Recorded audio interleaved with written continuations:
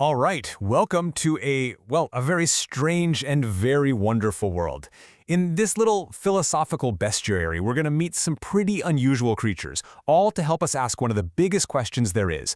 Where do our ideas, our myths, and even our thoughts, where do they actually come from? So let's just dive right in with a question that sounds kind of silly. Can a donut have a thought? And no, this isn't just about your morning snack. It's about the very nature of consciousness itself. I mean, how does something that shouldn't think suddenly start thinking? And this quote, this gets right to the heart of it. Our very first philosopher is a deeply confused donut, and its sudden self-awareness is what kicks off our entire investigation. You got to admit, if a donut can start questioning its own reality, where does that leave the rest of us?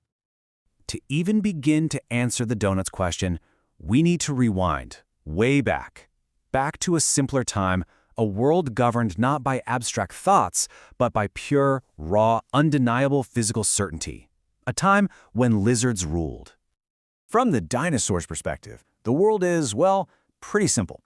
Might makes right, your value is measured in size and strength, and the only thing that can possibly beat you is something even bigger. That's it. Reality is defined entirely by your physical presence.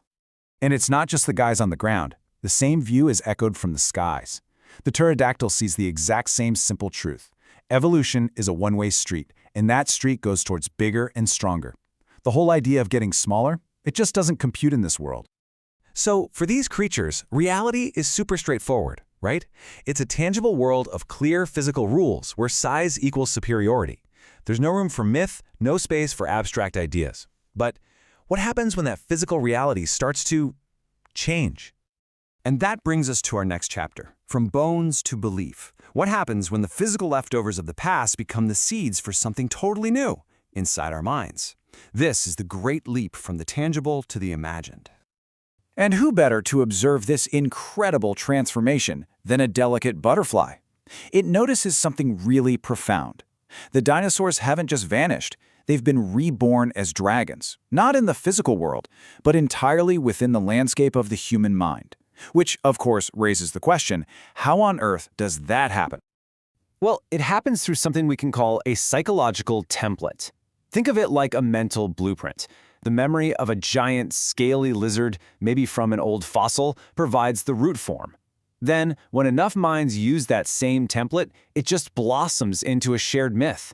The physical dinosaur dies, but the mental dragon is born. And now we get to meet the creation itself. The dragon. It knows it exists as a chimera, a legend. But it poses a fascinating question. If an idea is powerful enough, if it lives inside enough minds, does it even matter that it isn't physically real?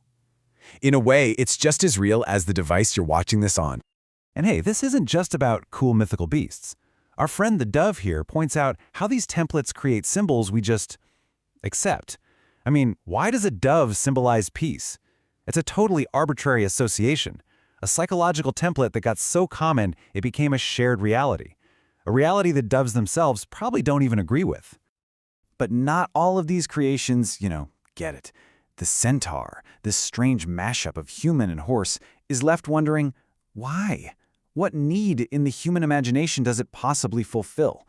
It's a great reminder that not all myths have some clear functional purpose. Some are just the wild products of a wandering imagination. So, we've seen how ideas are born in the mind. But now for the big one. What happens when these mental creations start to affect the lives of real, actual, tangible beings? This is all about the weight of a name. Just ask the dragonfly. It is deeply, deeply frustrated. It has absolutely nothing in common with a fire-breathing dragon. Yet it's stuck with the name. This is a perfect example of a purely mental concept, a legend forcing itself onto the physical world, much to the annoyance of the poor creature involved.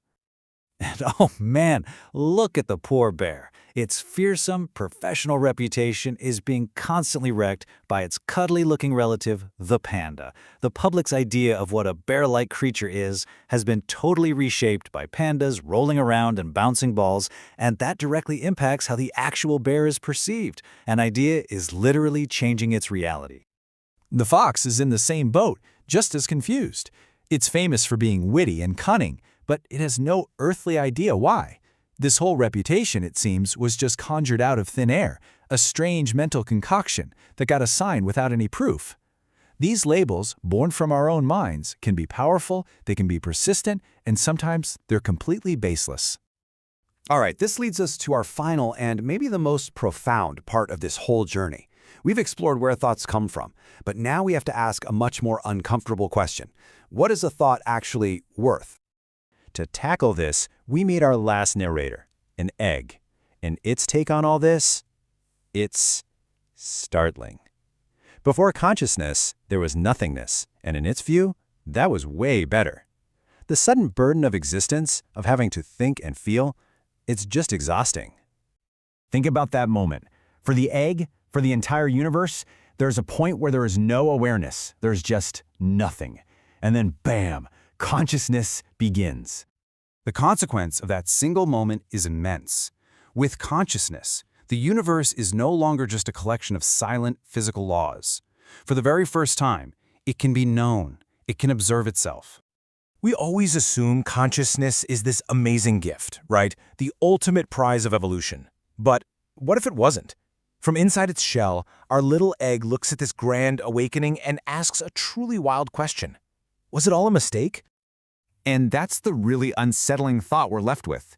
The egg suggests that a universe of simple, unthinking chemistry was actually preferable to the complex, tiring, and often confusing state of being alive. So I'll leave you with its final question. Was it better before thought began?